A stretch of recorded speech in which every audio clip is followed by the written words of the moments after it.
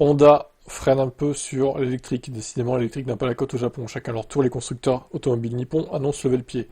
Pour s'adapter à leur évolution trop lente, selon eux, du marché, ils réduisent leur investissement et mettent le paquet sur l'hybride. Honda, vous avez vu la gueule de leur projet de voiture électrique là. Franchement, quand tu vois le Honda Anyone déjà, ça vend pas du rêve, hein. Je persiste à dire que la Honda E, elle aurait mérité un restylage avec une batterie plus grande. Parce qu'il y avait une bonne idée avec cette voiture quand même, mais elle était trop chère pour le peu d'autonomie qu'elle avait en fait. C'est pour ça qu'elle n'a pas marché. Toshihiro Mibe justifie cette stratégie par l'environnement incertain dans lequel évolue l'industrie automobile. Il cite notamment la révision de nombreuses politiques publiques en matière d'environnement. Aux US, l'abrogation par l'administration Trump d'un décret adopté par Biden, qui fixait à 50% la part des VE dans le mix d'ici 2030, illustre ce retour en arrière. En Europe, la Commission pourrait également faire marche arrière sur l'échéance de 2035. Il se dit que certaines motorisations hybrides seront encore acceptées après cette date. Enfin, les carburants devraient aussi avoir un rôle à jouer dans la transformation du secteur. Nissan a aussi reculé sur ses ambitions électriques. L'entreprise a abandonné un projet de Gigafactory. On l'avait vu, ok.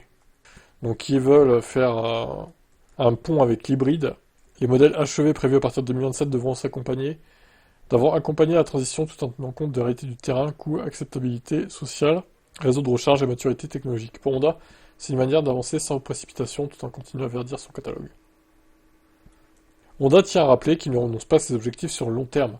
Le constructeur vise toujours une neutralité carbone complète de ses véhicules et activités d'ici 2050, et un mix de vente zéro émission dès 2040, électrique ou hydrogène. Pour y parvenir, l'hybride est vu comme un levier intermédiaire capable de concilier impératifs écologiques et contraintes économiques. Ils ont suspendu leur projet pour 2 ans en Ontario, Canada. 9,5 milliards d'euros gelés, faute de perspectives commerciales jugées suffisantes. Le groupe garde l'option d'y revenir, mais le message est clair.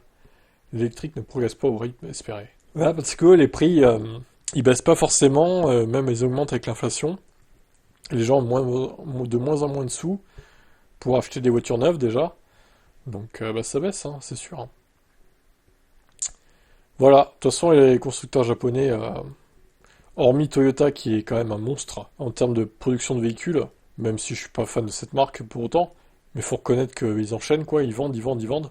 Bah les autres, ils essaient de suivre derrière, mais Nissan, Honda, surtout Nissan pour le coup. Puis genre, je parle même pas des autres qui sont anecdotiques, Mazda, c'est devenu ridicule quoi. Ça va être compliqué hein, dans le futur les Japonais, hein.